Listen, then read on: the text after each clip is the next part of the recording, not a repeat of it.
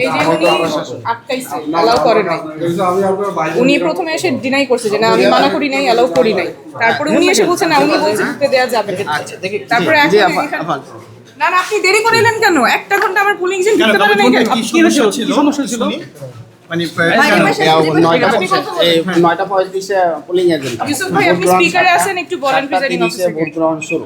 Polling agent আসবে একটু দাঁড়ান, একটু দাঁড়ান, একটু দাঁড়ান, আগে। একটু দাঁড়ান, একটু দাঁড়ান, একটু দাঁড়ান। উনি আসছে 9:35।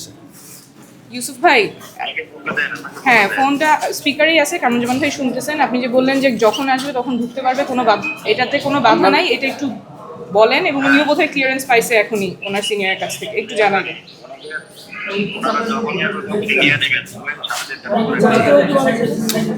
ইউসুফ ভাই আবার বলেন, যখন আসবে তখনই নিয়ে যাবেন, কিন্তু আসবে তখন নিবে, কিন্তু 4:30টার পরে না। 4:30টার পরে না। হ্যাঁ 4:30টায় তো ভোট ক্লোজ। তো এটা কি আপনি জানতেন না?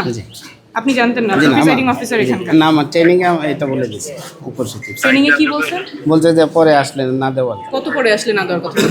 এই ভোট গ্রহণের পরে। মানে কয়টায়? 7:35 আসলে ঢুকতে পারবে না এজেন্ট? না, 7:35 তো পারবে। কেন? এটা তো ভোট গ্রহণের পরে। বেশি সময় পরে। কত বেশি সময়? ঘন্টা খানেক পরে। উনি তো আসছে 9:35। ঘন্টা খানেক মানে কয় ঘন্টা? না না আপনার ইনস্ট্রাকশনটা বলেন। আপনার উপসচিব আপনাকে কি বলছে? উপসচিবের নাম কি, যে যিনি এই কথাটা বলছে? বলেন। না, নামটা জানেন না? আপনার ট্রেনিং এ তাহলে কি বলছে সেটা? না না ভাই, এরকম যদি আপনারা করতে থাকেন আমার এজেন্ট, আমি প্রত্যেকটা কেন্দ্রে গিয়ে এটা সলভ করতে পারবো না। জি, প্রত্যেকটা কেন্দ্রে তো আমার পক্ষে এটা সলভ করা সম্ভব না। দ্রুত প্রসেস করেন। এসে আপনাকে তখনই বললাম, আপনি তারপরে সময় নষ্ট করছেন। সমস্যা কি আর কোথাও পেয়েছেন? আরো কয়েক জায়গায় হচ্ছে, আমাদের যেতে হচ্ছে। আপনি বলেন, একটু আমাকে এটা সলভ করতে দেন। শিওর।